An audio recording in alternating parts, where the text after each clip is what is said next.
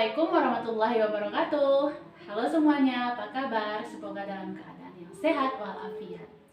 Oke, pada video kali ini kita akan mempelajari mengenai sistem pernafasan pada manusia.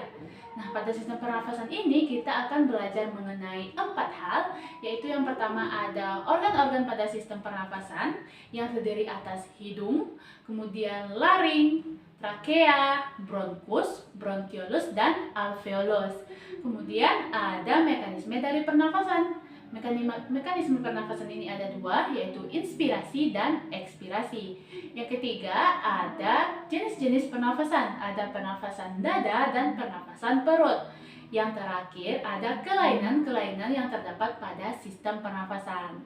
Nah, sebelum kita lanjut ke materi-materi tadi, sudah pasti kita harus mengetahui terlebih dahulu apa sih itu bernafas. Ada yang tahu apa itu bernafas?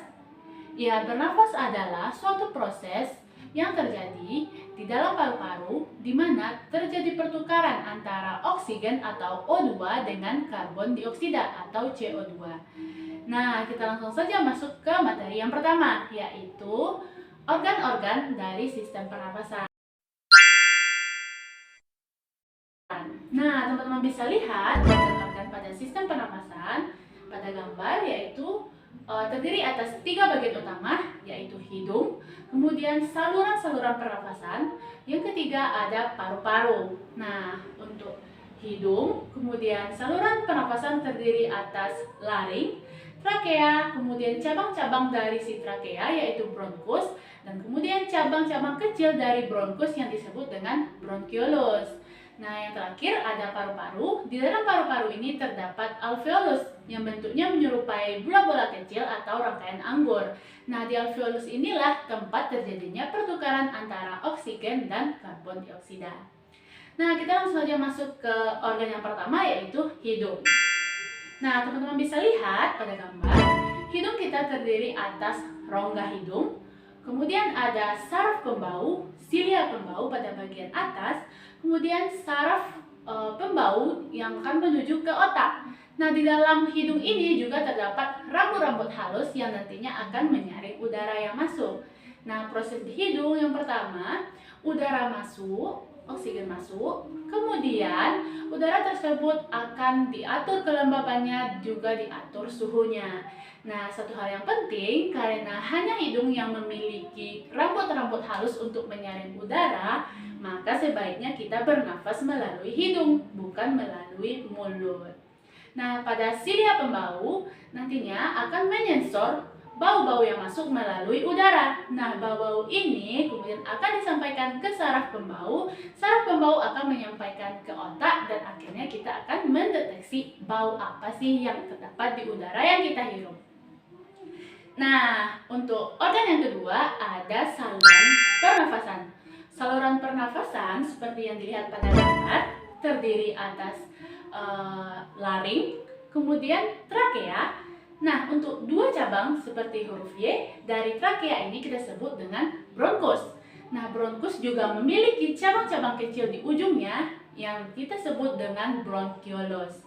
Nah, saluran pencernaan ini berfungsi untuk menyalurkan udara yang telah disaring oleh hidung masuk sampai ke paru-paru. Nah, di dalam saluran pernafasan ini juga terdapat silia-silia yang nantinya akan menyaring lagi udara atau benda asing yang masuk melalui hidung tadi. Apabila ada benda asing yang tidak tersaring oleh rambut-rambut halus yang terdapat pada hidung, nah di silia yang terdapat pada saluran pernafasan inilah nantinya akan menyaring kembali benda-benda asing yang masuk, sehingga udara yang masuk ke dalam paru-paru kita adalah udara yang benar-benar bersih.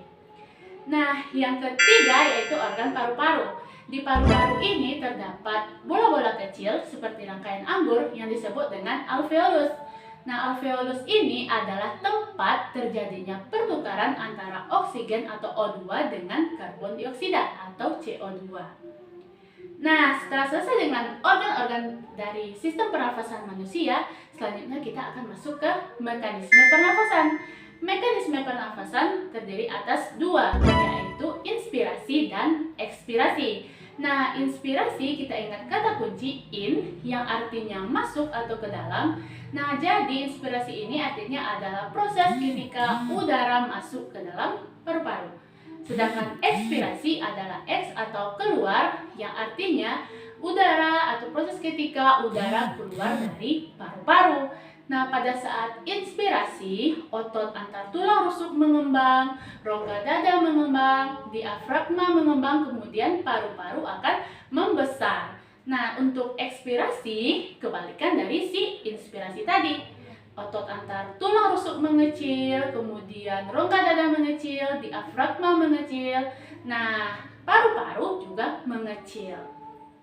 Setelah mekanisme pernafasan, kita lanjut ke mekanisme pertukaran antara oksigen dan CO2 yang terjadi di alveolus tadi. Nah, yang pertama mekanismenya yaitu ketika udara masuk melalui hidung kemudian disaring. Setelah disaring, dialirkan ke saluran pernafasan. Dari saluran pernafasan menuju ke paru-paru. Nah, di paru-paru terjadilah pertukaran antara oksigen dan CO2 tadi seperti di alveolus. Nah, darah yang kaya akan oksigen kemudian akan dialirkan ke seluruh tubuh. Nah, di seluruh tubuh ini terjadi yang namanya respirasi intrasel.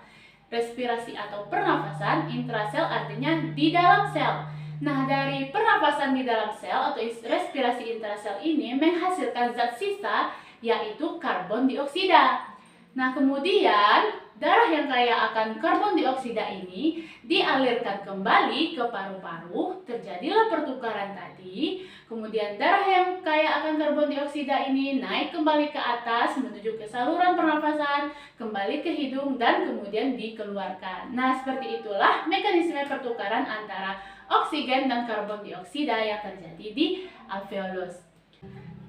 Nah, untuk memahami lebih lanjut mengenai mekanisme pernafasan, teman-teman bisa memperhatikan alat peraga yang telah saya buat dari alat-alat sederhana, yaitu dari botol bekas dan juga balon. Nah, teman-teman perhatikan di sini ada alat peraga. Misalkan alat peraga ini terdiri atas organ-organ dari sistem pernafasan. Teman-teman lihat, misalkan ini adalah pipet panjang ini adalah saluran pernafasan di mana terdiri atas laring, ini laring, kemudian ini adalah trakea.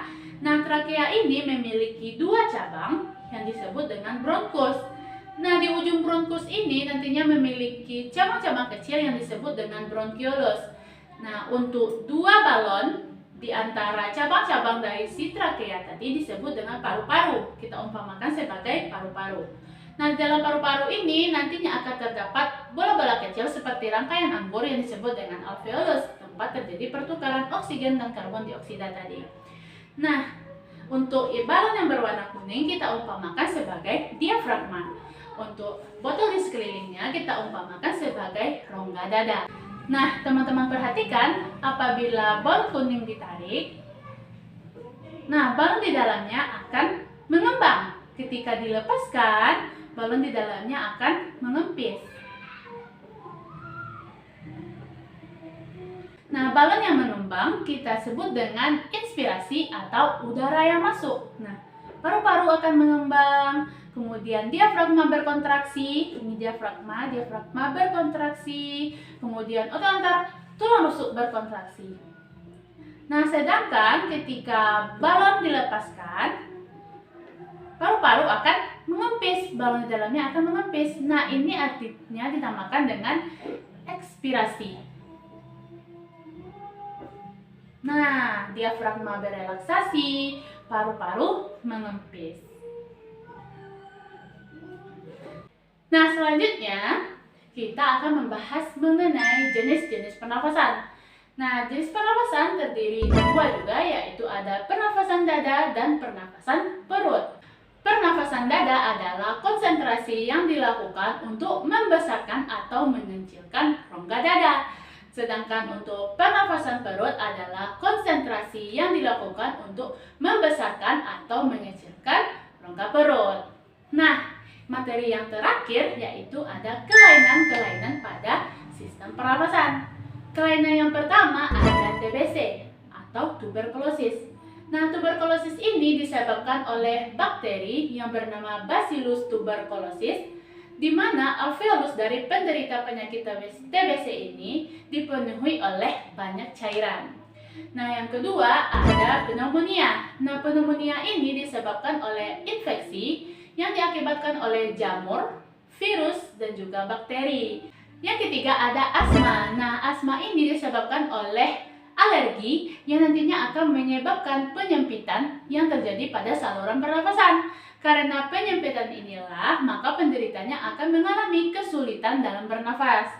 Nah, kelainan yang terakhir itu ada kanker paru-paru. Nah, kanker paru-paru ini disebabkan oleh jaringan kanker yang menyerang alveolus, sehingga alveolus akan terdesak. Nah, nanti si penderitanya ini juga akan mengalami kesulitan bernafas karena alveolus kita tidak berfungsi sebagaimana mestinya atau normal. Nah, sekian video penjelasan dari saya mengenai sistem pernafasan. Semoga teman-teman semua dapat memahami apa yang saya jelaskan. Saya akhiri. Assalamualaikum warahmatullahi wabarakatuh.